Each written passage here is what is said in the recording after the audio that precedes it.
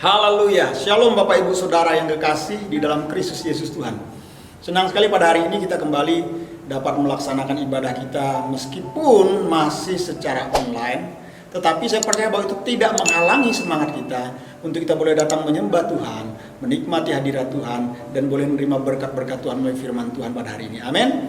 Baik Bapak Ibu, kita akan memulaikan kembali ibadah kita pada hari ini. Dan kita terlebih dahulu, kita akan berdoa agar ibadah kita boleh berjalan sesuai dengan apa yang kita harapkan. Dan semua kembaliannya untuk kemuliaan, hormat, dan kebesaran bagi nama Tuhan kita Yesus Kristus. Amin.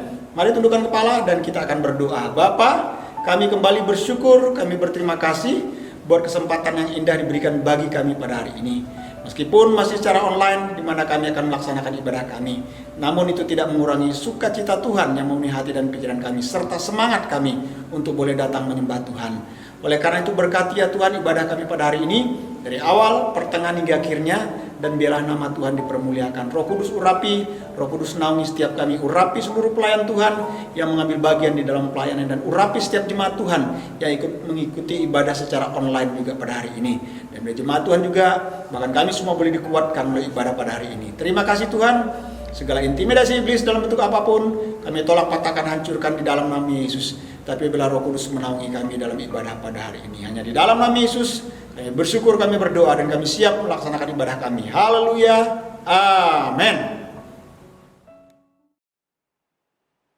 Terima kasih Tuhan buat hari ini. Kami bersyukur karena kami mengerti Tuhan. Ketika kami tidak melihat jalan Tuhan dalam hidup kami, ajarkan kami mengerti dan memahami bahwa Engkau setia dalam hidup kami. Kami siap memujimu, kami siap Tuhan Yesus menyembah-Mu pagi hari ini. Terpujilah nama Tuhan. Dalam nama Yesus,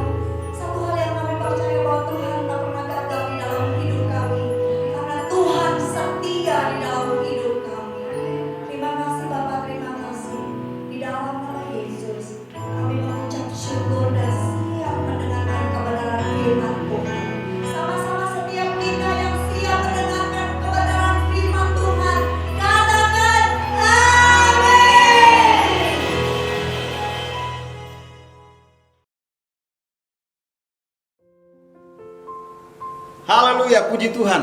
Saya yakin dan percaya bahwa Bapak Ibu saudara sekalian sudah diberkati melalui pujian yang kita naikkan bersama-sama sebagai pengagungan kita, penyembahan kita kepada Tuhan yang dahsyat dan luar biasa, yaitu Yesus Kristus. Amin. Baik Bapak Ibu, kita akan bersama-sama mempersiapkan hati kita untuk kita mendengarkan Tuhan berbicara kepada kita melalui kebenaran firman Tuhan yang akan bersama-sama kita pelajari pada hari ini. Oleh karena itu, siapkan hati dan pikiran Bapak Ibu sekalian, dan siapkan telinga Bapak Ibu juga untuk mendengarkan firman Tuhan pada hari ini. Mari sebelumnya, tundukkan kepala kembali dan kita akan berdoa buat firman Tuhan pada hari ini. Bapa di surga, Bapa yang baik, Bapa yang kami muliakan, kami sapa di dalam nama Putramu Yesus Kristus Tuhan dan Juru Selamat kami yang hidup. Pada hari ini, kesempatan yang indah diberikan bagi kami mau kembali mendengarkan Tuhan berbicara kepada kami melalui firman Tuhan yang akan kami pelajari bersama-sama pada hari ini. Oleh karena itu, kami berdoa, kami memohon pertolongan Roh Kudus yang memimpin kami di dalam kami belajar firman Tuhan pada hari ini. Diberikan hikmat yang dari surga, pengertian pemahaman yang benar akan firman Tuhan. Sehingga firman Tuhan ini tidak hanya kami mengerti, kami pahami, melainkan juga boleh kami terapkan di dalam kehidupan kami. Terima kasih, kami menyerahkan semua dalam tangan kasih Tuhan. Berkati hamba yang akan menyampaikan, Tuhan urapi dan Roh Kudus tuntun, sehingga semua yang keluar dari bibir, mulut, lidah hamba itu berasal daripada isi hati Tuhan, bukan buah pikiran hamba yang terbatas. Umat Tuhan, bahkan siapapun yang mengikuti atau menyaksikan tayangan ibadah secara online ini, Tuhan memberkati juga, Tuhan mengurapi. Di dalam nama Yesus, segala intimidasi iblis dalam bentuk apapun dipatahkan, dihancurkan di dalam nama Yesus. Dan kami serahkan pelajaran firman Tuhan pada hari ini hanya di dalam nama Tuhan kami Yesus Kristus. Kami bersyukur, kami berdoa. Haleluya. Amin. Baik Bapak Ibu, persiapkan Alkitabnya Bapak Ibu atau Alkitabnya. Mari kita akan bersama-sama membuka di dalam kitab Filipi pasal yang ketiga dan kitab Efesus pasal yang kelima. Filipi pasal yang ketiga ayat yang ke-7 sampai ayat yang ke-16. Filipi pasal 3 ayat 7 sampai ayat yang ke-16 Bapak Ibu. Kalau sudah dapat, Bapak Ibu simak baik-baik dan saya akan bacakan. Demikian bunyi firman Tuhan, kebenaran yang sejati. Dalam Filipi pasal yang ketiga ayat 7 sampai ayat yang ke-16. Tetapi apa yang dahulu merupakan keuntungan bagiku, sekarang kuanggap rugi karena Kristus. Malahan segala sesuatu kuanggap rugi karena pengenalan akan Kristus Yesus Tuhanku lebih mulia daripada semuanya. Oleh karena dialah aku telah melepaskan semuanya itu dan menganggapnya sampah, supaya aku memperoleh Kristus dan berada dalam Dia bukan dengan kebenaranku sendiri karena mentaati hukum Taurat, melainkan dengan kebenaran karena kepercayaan kepada Kristus, yaitu kebenaran yang Allah anugerahkan berdasarkan kepercayaan. Yang kukehendaki ialah mengenal Dia dan kuasa kebangkitannya dan persekutuan dalam penderitaannya, di mana aku menjadi serupa dengan Dia dalam kematiannya, supaya aku akhirnya beroleh kebangkitan dari antara orang mati.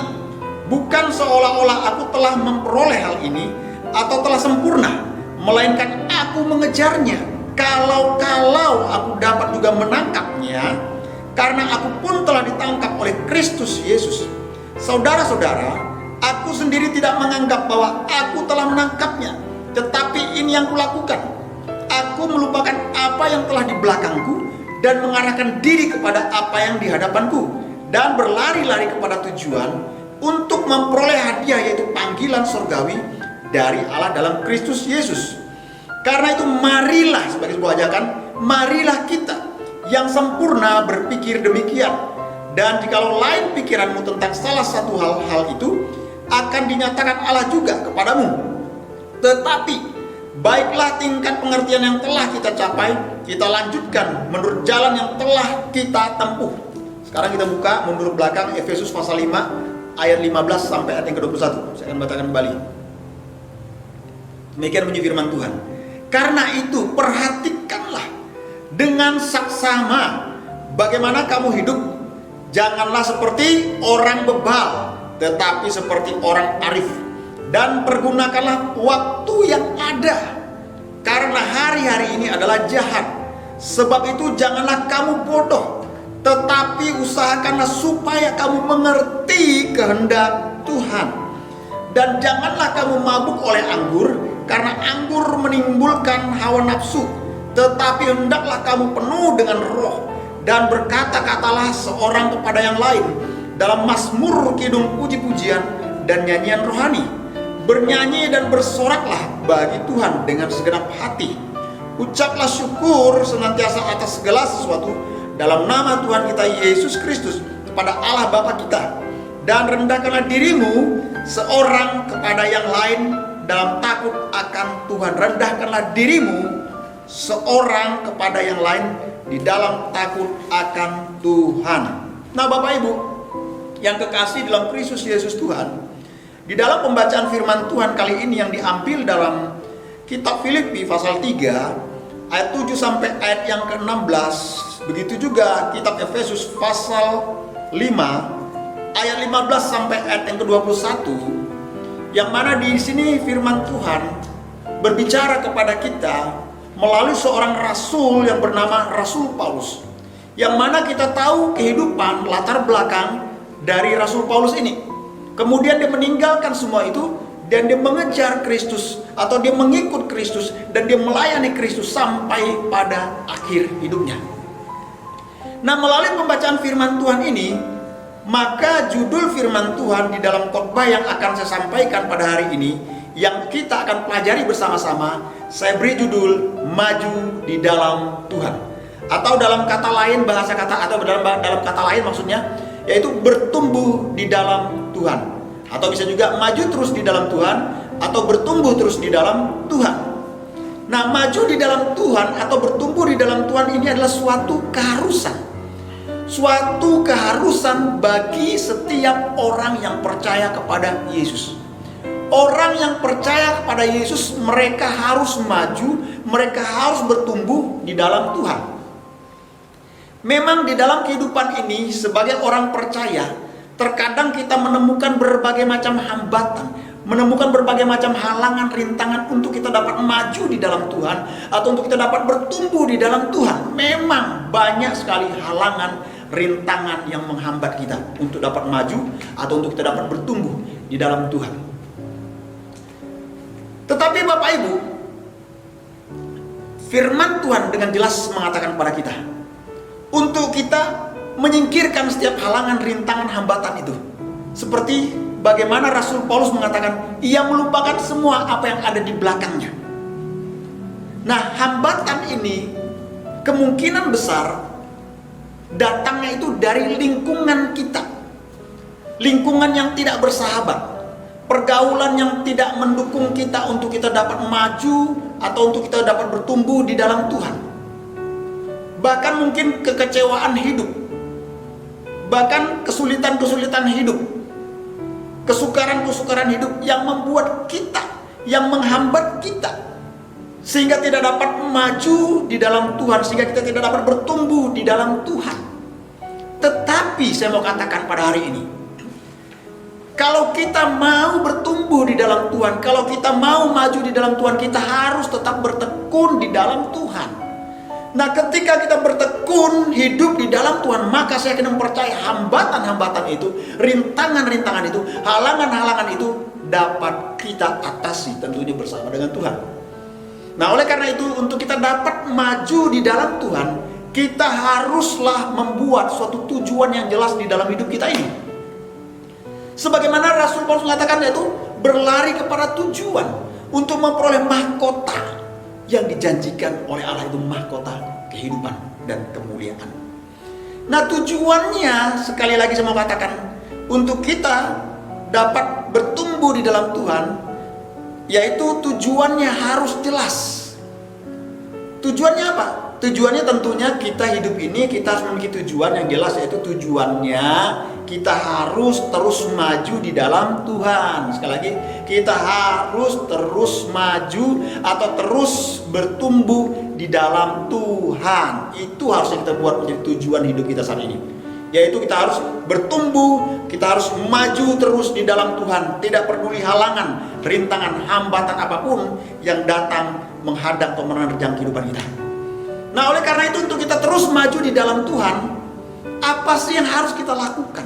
Apa sih yang harus kita perbuat?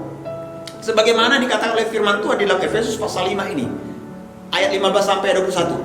Yang mana firman Tuhan ini memberikan 3 hal penting yang harus kita lakukan, yang harus kita terapkan di dalam kehidupan kita ini, untuk kita terus maju di dalam Tuhan, untuk kita dapat terus bertumbuh di dalam Tuhan.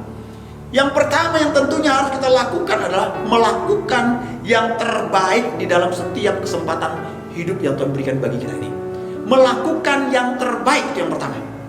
Nah, orang Kristen yang memiliki suatu pemikiran, atau orang Kristen yang berpikiran maju, orang Kristen yang bijaksana adalah orang Kristen tentunya yang sanggup atau yang mampu melakukan yang terbaik di dalam setiap kesempatan di dalam hidupnya ini, yaitu melakukan yang terbaik dan memberikan yang terbaik bagi Tuhan melalui hidupnya.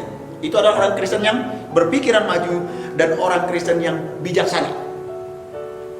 Itulah sebabnya Rasul Paulus mengajarkan kepada kita agar kita melakukan yang terbaik dalam setiap kesempatan hidup ini.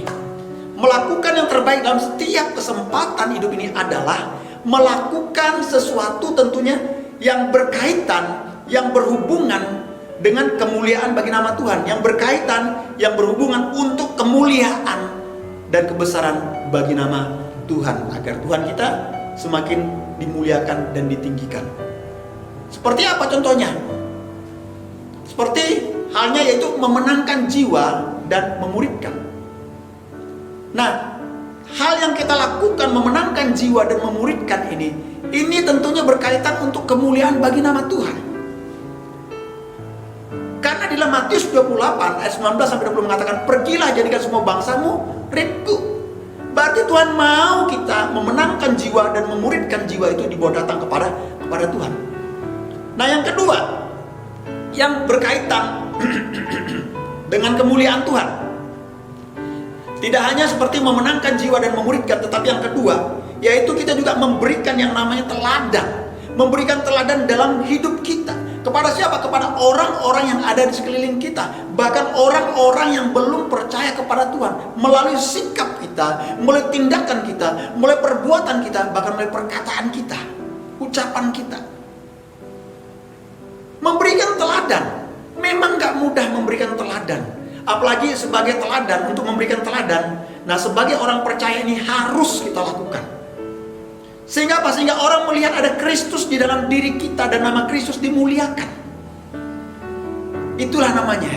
Untuk memuliakan Tuhan, kita harus memberi teladan melalui sikap, tindakan, perbuatan, dan perkataan kita yang mencerminkan Kristus ada dalam diri kita, sehingga nama Yesus dikenal, nama Yesus dimuliakan. Apalagi sebagai pelayan Tuhan, ya kan, sebagai hamba Tuhan, bahkan mungkin sebagai penatua, sebagai pengurus gereja, dan lain sebagainya.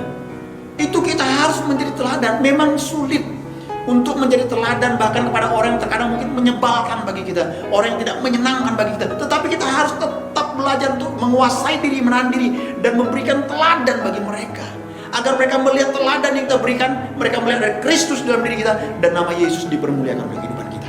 Memberikan teladan dalam sikap kita, tindakan kita, perbuatan kita, perkataan kita yang mencerminkan Kristus dalam diri kita, dengan kesabaran, dengan penguasaan diri penuh.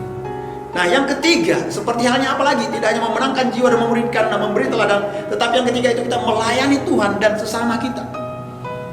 Melayani Tuhan, bagaimana caranya kita melayani Tuhan? Tentunya kita melayani Tuhan dengan cara apa? Melayani sesama kita. Waktu kita melayani sesama kita dengan hati yang tulus, melayani sesama kita dengan penuh sukacita, itu berarti kita sedang melayani Tuhan kita yang tidak kelihatan. Bagaimana kita bisa mengatakan kita melayani Tuhan yang tidak kelihatan, sementara dengan sesama kita tidak melayani dengan baik dan benar? Makanya dalam kita melayani, kita berikan suatu pelayanan yang terbaik. Di konter-konter atau di perkantoran-perkantoran atau di mall-mall atau supermarket. Nah, mereka itu orang-orang bahkan di hotel, mereka itu yang berdiri di bagian depan itu front office, dan mungkin di tempat mall lah pokoknya seperti itu, mereka pasti diberikan training. Training untuk apa? Untuk melayani setiap tamu yang datang, atau setiap nasabah yang datang, atau setiap pelanggan yang datang. Mereka harus melayani dengan sopan. Mereka harus melayani dengan penuh kesabaran. Meskipun terkadang mungkin mereka melayani orang-orang tersebut yang datang mungkin kadang menyebalkan juga, kadang tidak menyenangkan. Mungkin misalnya mau beli baju, ya kan, mau beli baju, bongkar, ternyata nggak jadi beli baju, keluar. Nah ini seringkali dilakukan oleh ibu-ibu. Biasa kalau belanja tuh lihat baju satu nggak cocok, buat satu nggak cocok, terus ngelipatnya asal kadang kalau kita melihat yang penjaga ini, penjaga toko, kadang saya pernah melihat itu seperti wajahnya itu kayaknya agak kesel ini. Nah, tapi kalau kita membeli, kita membayar salah satunya, itu paling tidak terhibur. Tetapi bagaimana seandainya kita tidak membeli? Ya kan, tidak membeli satu pun, sementara pakaian yang sudah disusun rapi kita acak-acak. Menyebalkan nggak? Sebetulnya menyebalkan, tetapi mereka tetap melayani. Walaupun mungkin kadang mendongkol juga rasanya, rasa sakit hati, aku udah rapi-rapi, baru dilipat, dibongkar lagi, terus nggak beli lagi. Aduh, mungkin tapi mereka harus memberikan senyuman yang terbaik. Terima kasih Kak, selamat datang, terima kasih Kak, lain kali datang lagi ya Kak, asal yang lain datang kali lagi jangan merusak ya Kak, gitu aja, jangan mengambil-ambilkan.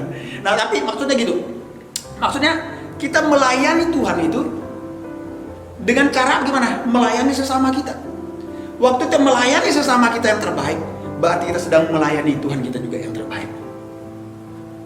Betul nggak? Bagaimana kita bisa mengatakan kita sudah melayani Tuhan kita yang tidak kelihatan ini, yang tidak tampak jelas dengan kita ini secara fisik, kita sudah melayani yang terbaik, tetapi sementara dengan yang sesama kita tidak melayani yang terbaik?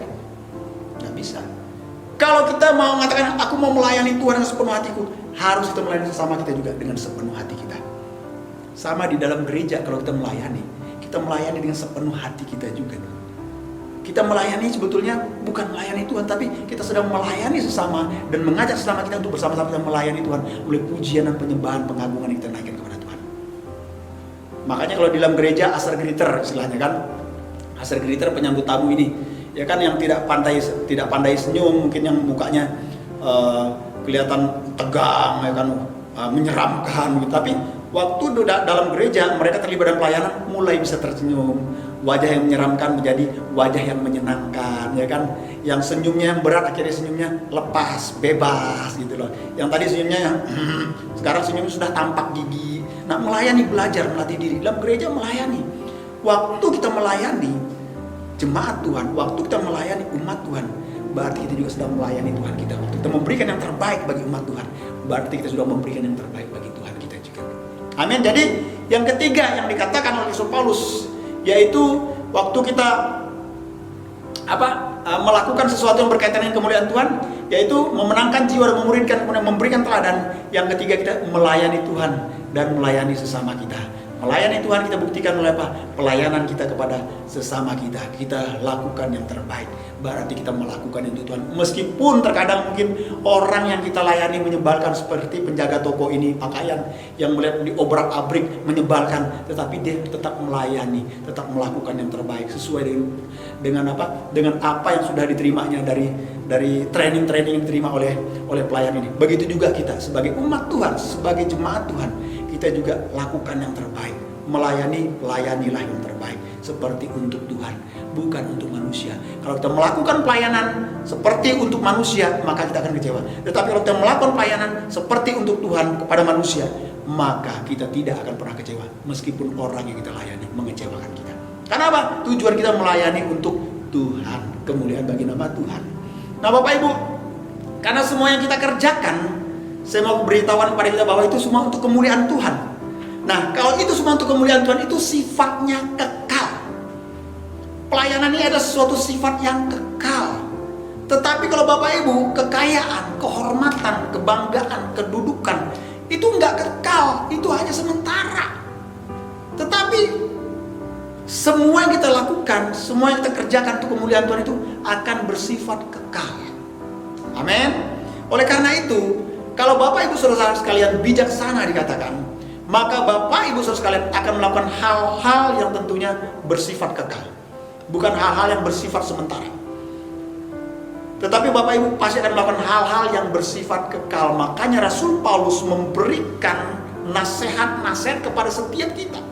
Untuk apa? Untuk kita memperhatikan bagaimana sih kita sebagai orang percaya yang hidup, bagaimana sih kita sebagai orang Kristen yang hidup, yaitu kita harus hidup seperti orang yang bijaksana, dikatakan ayat 15, bukan seperti orang yang bebal. Itu yang kedua, hal penting untuk kita dapat terus maju di dalam Tuhan atau kita dapat bertumbuh di dalam Tuhan. Tidak hanya kita melakukan yang terbaik dalam setiap kesempatan yang ada, tetapi yang kedua kita juga harus mengerti kehendak Allah. Kita harus mengerti kehendak Allah, kita harus mengerti kehendak Tuhan. Nah, kehendak Tuhan ini adalah hal yang kedua yang diajarkan oleh Rasul Paulus untuk terus kita maju, untuk terus kita bertumbuh di dalam Tuhan. Makanya kita harus melakukan sekali lagi segala sesuatu. Tentunya yang kita lakukan itu haruslah sesuai dengan apa yang menjadi kehendak Allah, apa yang menjadi kehendak Tuhan bagi kita. Nah, mengapa kita harus melakukan segala sesuatu itu harus sesuai dengan kehendak Tuhan?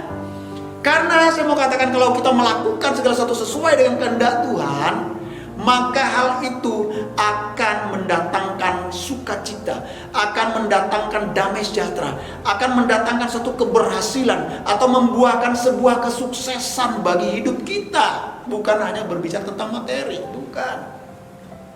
Makanya kita melakukan segala sesuatu itu harus sesuai dengan kehendak Tuhan. Kalau sesuai dengan kehendak Tuhan, maka Tuhan akan menolong kita, maka Tuhan akan membukakan jalan bagi kita, maka Tuhan akan mengangkat kita, maka Tuhan akan membuat kita maju dan berhasil di dalam kehidupan kita kalau kita melakukan segala sesuatu sesuai dengan kehendak Tuhan. Tetapi kalau kita melakukan segala sesuatu yang tidak sesuai dengan kehendak Tuhan, apapun yang kita lakukan, kita kerjakan, maka kita akan menemukan yang namanya kesulitan, maka kita akan menemukan yang namanya ketidakpastian, maka kita akan menemukan yang namanya hambatan-hambatan yang datang dan terjadi dalam kehidupan kita. Kalau tidak sesuai dengan kehendak Tuhan, makanya harus sesuai dengan kehendak Tuhan. Bilang kiri kanan saudara, sesuai dengan kehendak Tuhan. Nah, oleh karena itu Bapak Ibu saudara sekalian, ada dua pertanyaan. Yang pertama, bagaimana cara menolong kita untuk mengetahui kehendak Allah di dalam hidup kita? Tentunya kita tahu cara yang paling utama pertama adalah firman Tuhan. Makanya Mazmur 119 ayat 105 mengatakan, firman-Mu itu pelita bagi kakiku dan terang bagi jalanku. Jadi Bapak Ibu, untuk mengetahui kehendak Allah, pertama-tama saya mau beritahukan bahwa semua kehendak Allah itu secara umum sudah dinyatakan, sudah dituliskan di dalam Alkitab yang Bapak Ibu pegang, yang Bapak Ibu baca setiap hari, bahkan saat ini. Tetapi untuk mengetahui kehendak Allah secara khusus, tadi kan secara umum, ya kan? Secara umum, secara keseluruhan itu Alkitab. Tapi secara khusus untuk kita tahu kehendak Allah bagi kita itu secara khusus, kita membutuhkan yang namanya dua hal. Pertama, kita membutuhkan yang namanya doa. Mengapa doa? Karena doa itu petunjuk dari Tuhan secara pribadi pada kita. Waktu kita berkomunikasi dengan Tuhan, disitulah Tuhan akan berbicara kepada kita. Jadi melalui doa. Yang kedua, untuk kita dapat mengetahui kehendak Tuhan secara khusus bagi kita, kita membutuhkan tidak hanya yang namanya doa, tetapi yang kedua kita membutuhkan yang namanya nasihat. Dari siapa? Tentunya dari pemimpin-pemimpin rohani kita. Tentunya dari orang-orang yang sudah dewasa secara rohani daripada kita. Orang yang sudah berpengalaman secara rohani dibandingkan kita. Dan orang yang betul-betul dia bertumbuh dan dewasa di dalam Tuhan lebih daripada kita. Kita membutuhkan nasihat-nasihat dan pimpinan daripada mereka. Yang kedua, apa yang menjadi kehendak Allah bagi kita? Pertanyaan yang kedua, ya kan? Apa yang menjadi kehendak Allah bagi kita? Yang tadi kan bagaimana cara untuk menolong kita mengetahui kehendak Allah bagi kita. Yang kedua, apa yang menjadi kehendak Allah bagi kita? Bagi saudara, bagi saya, bagi kita semua. Nah, pertama, bahwa kehendak Allah bagi kita adalah kita harus mempunyai, yaitu hubungan yang intim, hubungan yang dekat dengan Allah. Melalui siapa? Melalui putranya Yesus Kristus. Kita harus memiliki hubungan yang dekat. Kita harus memiliki hubungan yang intim dengan Bapa di surga. Melalui siapa? Melalui putra yang tunggal Yesus Kristus. Sehingga kita dapat apa?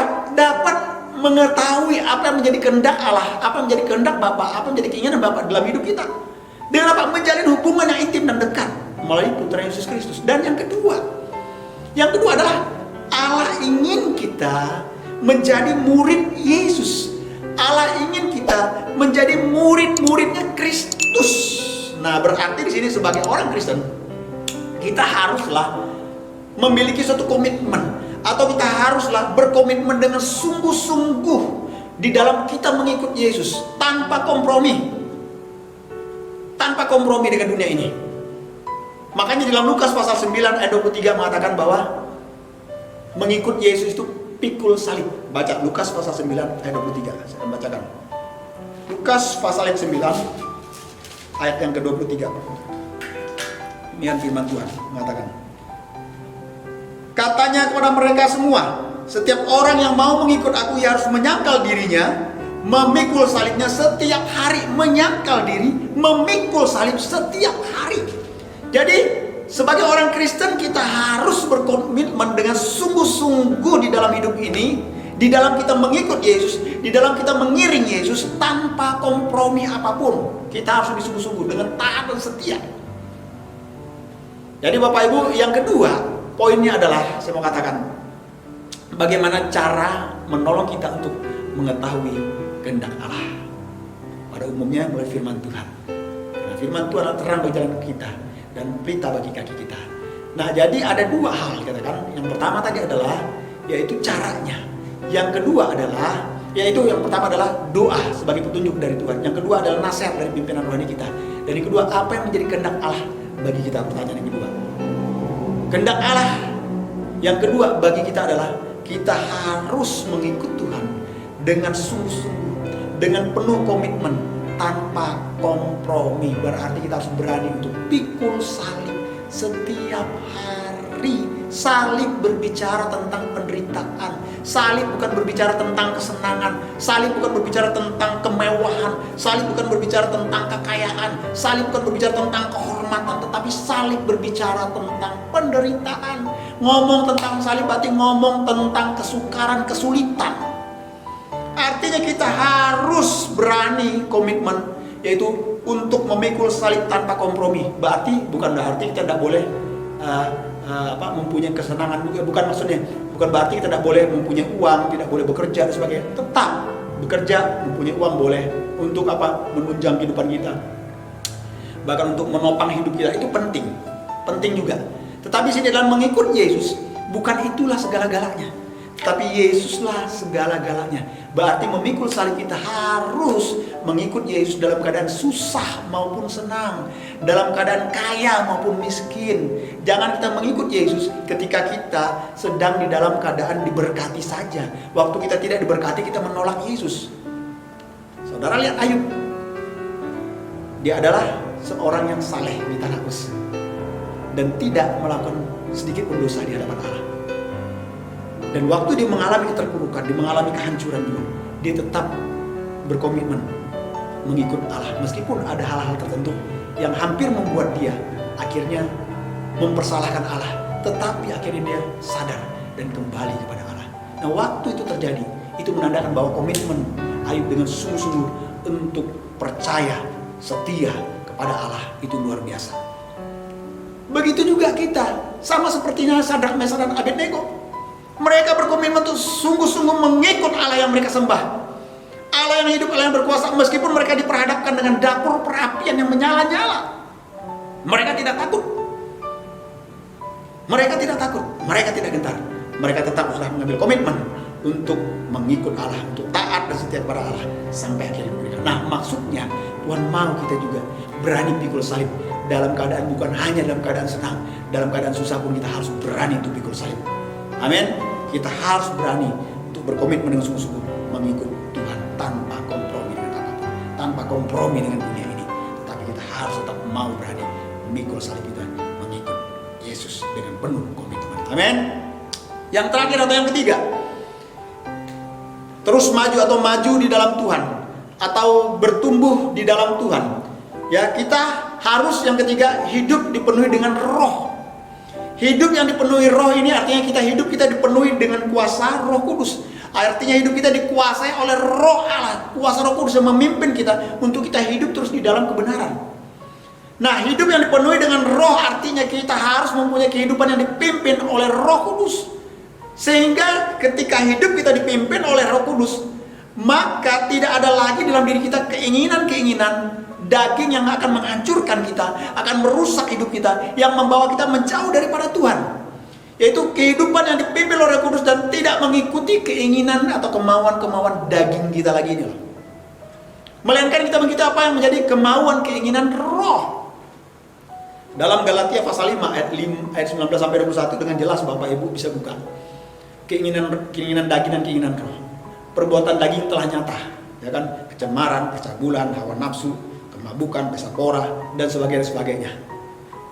Itu keinginan-keinginan daging yang ada di dalam dunia pada saat ini.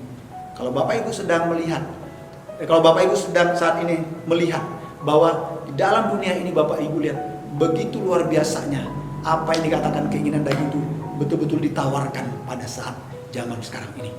Apalagi dengan teknologi yang begitu canggih, semua kesenangan-kesenangan itu ditawarkan bagi kita semua yang berkaitan dengan kedagingan yang akhirnya membuat kita jauh daripada Tuhan. Nah, melainkan yang diinginkan adalah tidak kita mengikuti keinginan daging kita, tetapi mengikuti keinginan roh. Nah, keinginan roh kita harus ikutin. Kenapa? Keinginan roh itu akan menghasilkan buah-buah rohani. Buah-buah rohani ini tentunya buah-buah yang memuliakan Tuhan, karena itulah yang menyenangkan hati Tuhan. Ini tertulis di dalam ayat yang ke-22 sampai ayat yang ke-23-nya. Galatia 5 ini. Kasih, damai sejahtera, sukacita, kesabaran, kemurahan, dan sebagainya. Dan terakhir, penguasaan diri itu harus ada di dalam diri kita sebagai orang percaya. Amin Bapak Ibu. Nah, hidup yang dipenuhi dengan roh artinya kita harus mengikuti keinginan roh yang memimpin kita melalui apa? Tentunya melalui firman Allah, melalui firman Tuhan yang kita baca setiap hari. Hidup yang dipenuhi roh artinya kita harus mengikuti keinginan Roh Kudus yang memimpin kita melalui firman Allah ini. Yang apa? Firman Allah yang berbicara kepada kita. Dan itulah suara Allah, suara Roh Kudus yang berbicara pada kita. Jadi hidup yang dipenuhi dengan roh artinya kita harus mengikuti keinginan Roh Kudus yang memimpin kita melalui firman Allah dan melalui suara Roh Kudus itu sendiri kepada kita yang berbicara secara langsung pada kita pada saat ini. Yang seringkali kita bilang Tuhan berbicara padaku, tetapi itulah suara Tuhan melalui Roh Kudus yang berbicara kepada kita. Beberapa minggu yang lalu kan saya pernah khotbah yang berbicara tentang Roh Kudus berbicara pada saya, suara Tuhan berbicara pada saya. Waktu saya mau membawa satu lembar kaca yang berukuran 6 mili ketebalannya dan lebarnya itu 102 meter dan 62 cm. 102 cm dan 62 cm. Turun tangga udah jelas ada suara berbicara di situ, itu suara Roh Kudus, suara Tuhan Roh Kudus berbicara pada saya. Jangan bawa satu-satu aja, jangan sekaligus. Tapi saya tidak mau dengar, saya bandel. Akhirnya apa? Terbentur ke anak tangga. Nah, bersyukurnya puji Tuhannya hanya ujungnya saja yang pecah dan retak. Seandainya kalau sampai kaca itu terbelah dua atau terjadi satu pecahan yang besar dan lepas dari tangan saya, apa yang terjadi saudara? Tentu mengakibatkan hal yang fatal, yang merugikan diri saya sendiri. Makanya kita harus mengikuti apa yang menjadi keinginan roh. Ketika kita mengikuti apa yang menjadi keinginan roh, yaitu Roh Kudus yang berbicara kepada kita melalui firman Allah, maka secara langsung pada kita, yaitu suara Tuhan, yaitu melalui Roh Kudus. Waktu kita mengikutinya, maka ada damai sejahtera, sukacita Tuhan. Maka ada kelepasan yang daripada Tuhan. Tetapi kalau kita mengikuti keinginan daging, akan mengakibatkan suatu hal-hal yang fatal, hal-hal yang merugikan bagi diri kita sendiri. Nah, Roh Kudus itu berbicara dalam hati kita untuk apa? Menasihati kita. Tujuannya menasihati kita agar apa? Agar kita melakukan segala sesuatu ini di dalam hidup kita. Kita melakukan tentunya yang seturut dengan kehendak Tuhan. Kalau itu seturut dengan kehendak Tuhan, itu pasti yang terbaik bagi kita. Dan itu akan mendatangkan damai sejahtera, akan mendatangkan sukacita bagi kita semua. Amin Bapak Ibu sekalian. Sebagai penutup, kalau kita ingin terus maju, atau kita ingin maju di dalam Tuhan, atau kita ingin bertumbuh di dalam Tuhan, maka tentunya kita harus menjadi orang yang bijaksana, atau menjadi anak-anak Tuhan, atau menjadi orang Kristen yang bijaksana di dalam hidup ini. Dan kita harus melakukan segala sesuatu, kita harus melakukan yang terbaik, tentunya yang terbaik itu yang sesuai apa yang menjadi kehendak Tuhan di dalam setiap kesempatan yang Tuhan berikan kepada kita di dalam kehidupan kita ini. Amin Bapak Ibu sekalian.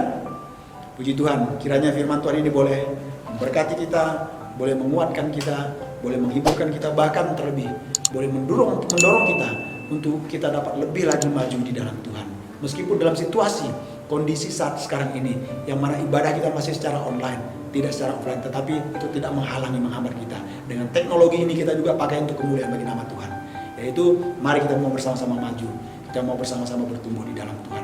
Tidak ada satupun yang dapat menghalangi kita. Amin. Karena Tuhan ada bersama dengan Bapak Ibu sekalian, ada bersama dengan saya juga.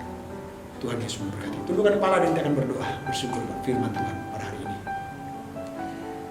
Bapak, kami bersyukur, kami berterima kasih buat firman Tuhan pada hari ini, dan kami percaya bahwa firman Tuhan adalah perkataan Tuhan, dan perkataan Tuhan adalah kehendak Tuhan bagi kami. Dan biarlah kami boleh melakukan kehendak Tuhan sesuai dengan pimpinan Roh Kudus yang menolong kami, sehingga hidup kami boleh menjadi hidup yang mempermuliakan nama Tuhan. Karena kami percaya ketika kehidupan kami jadi hidup yang menyenangkan hati Tuhan, maka berkat Tuhan pun turun atas kami. Terima kasih buat firman Tuhan pada hari ini. Hamba berhenti berbicara, tetapi hamba percaya bahwa firman Tuhan terus berbicara kepada setiap umat Tuhan. Bahkan siapapun yang menyaksikan tayangan ini melalui ibadah secara online yang dilaksanakan pada hari ini. Berkati sekali lagi Tuhan, jemaat Tuhan yang sudah mendengarkan, biarlah firman Tuhan yang didengarkan dan terima ini tidak berlalu dengan begitu saja. Melainkan firman Tuhan ini boleh bertumbuh, berakar, dan boleh menghasilkan buah-buah kehidupan yang mempermuliakan nama Tuhan Yesus Kristus. Terima kasih Tuhan. Berdoa, kami bersyukur buat firman Tuhan pada hari ini. Hanya di dalam nama Yesus kami bersyukur dan berdoa, kemuliaan hormat hanya untuk Tuhan kami Yesus Kristus. Hanya di dalam nama Tuhan Yesus kami bersyukur dan berdoa dan mengakhiri firman Tuhan pada hari ini. Haleluya. Amin. Haleluya.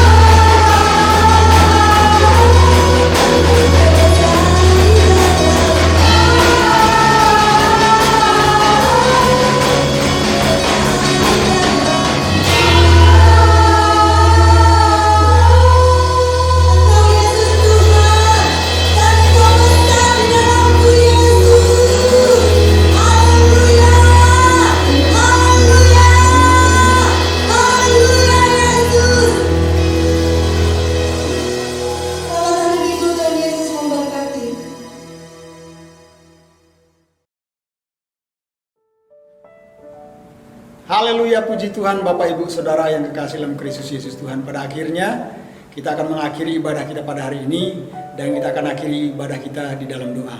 Mari Bapak Ibu tundukkan kepala kembali dan kita akan berdoa. Bapa di surga, kami kembali bersyukur, kami berterima kasih pada hari ini buat kesempatan yang diberikan bagi kami untuk kami boleh melaksanakan ibadah kami secara online. Dan kami percaya dalam ibadah kami secara online ini, biarlah kiranya ibadah kami ini boleh menyenangkan hati Tuhan.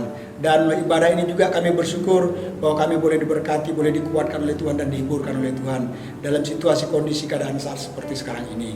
Oleh karena itu Tuhan, hamba berdoa buat seluruh sidang jemaat Tuhan.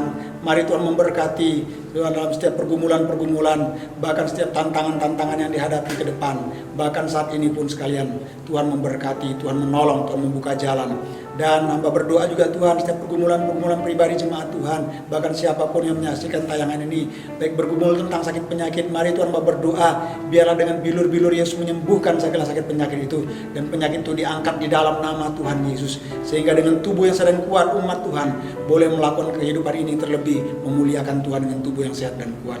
Hamba berdoa yang sedang mengalami kekurangan dalam masa-masa pandemi ini karena diputus hubungan pekerjaan, bahkan segala sesuatunya Tuhan, Tuhan tolong, Tuhan memberkati, Tuhan mencukupkan, Tuhan melimpahkan menurut kekayaan dan kemuliaan dalam Kristus Yesus Tuhan. Hamba berdoa di dalam nama Yesus, dan perlindungan Tuhan nyata atas umat Tuhan sepanjang 1 minggu ke depan, bahkan 1 bulan, 1 tahun, bahkan seterusnya. Biarlah tiang awan, tiang api menyertai dalam setiap perjalanan langkah kehidupan umat Tuhan.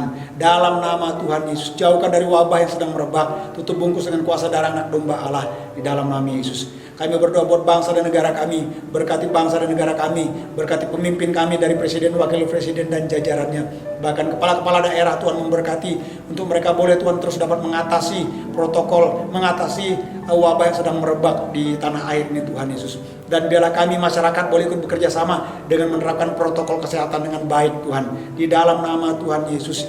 Dan kami berdoa buat tim garda terdepan, baik tim medis maupun aparat keamanan. Tuhan tolong mereka juga, pemeliharaan perlindungan Tuhan nyata. Tuhan tutup bungkus mereka dengan kuasa Tuhan, sehingga dijauhkan dari wabah ini Tuhan juga, sehingga mereka tetap dalam kondisi keadaan tubuh yang sehat dan kuat, sehingga dengan tubuh sehat dan kuat mereka boleh dapat melayani seluruh orang-orang yang terinfeksi dengan wabah virus corona ini Tuhan Yesus. Kami berdoa di dalam nama Yesus. Terima kasih Tuhan, terima kasih berkati kota di mana kami berada saat ini, di mana kami menginjakkan kaki kami, di mana kami hidup. Tuhan memberkati, sehingga dengan diberkati ini kota di mana kami berada, kami juga boleh dapat diberkati oleh Tuhan. Tuhan berkati di dalam nama Tuhan Yesus Kristus, dan pakai kami juga untuk menjadi berkat bagi kota di mana kami berada. Berdoa bagi kota di mana kami berada, berdoa bagi bangsa dan negara kami. Terpujilah nama Tuhan. Terima kasih Tuhan, terima kasih. Pada akhirnya kami akan mengakhiri ibadah kami ini juga dengan doa berkat, dan kiranya berkat Abraham, Ishak dan Yakub turun memenuhi kehidupan umat Tuhan, bahkan siapapun yang mengikuti ibadah secara online pada saat hari ini. Aku berdoa di dalam nama Tuhan Yesus Kristus. Terpujilah nama Tuhan. Dan pada akhirnya saudara, angkatlah kedua tangan saudara dan arahkanlah hati saudara kepada Tuhan. Tuhanlah penjagamu, Tuhanlah naunganmu. Di sebelah tangan kananmu matahari tidak menyakiti engkau pada waktu siang atau bulan pada waktu malam. Tuhan akan menjaga engkau terhadap segala kecelakaan. Ia akan menjaga nyawamu. Tuhan akan menjaga keluar masukmu dari sekarang sampai selama-lamanya. Bawalah dan terimalah berkat yang daripada Allah Bapa, kasih karunia, kecintaan daripada Putra yang tunggal Tuhan Yesus Kristus, serta pertolongan, penghiburan, kekuatan daripada kuasa Roh Kudus menyertai saudara dan saya mulai hari ini, esok sampai Maranatha, sampai Tuhan Yesus datang kedua kali menjemput kita semua di awan-awan. Sama-sama yang percaya katakan amin. Tuhan Yesus memberkati. Shalom Aleichem, Besem Hamasiah.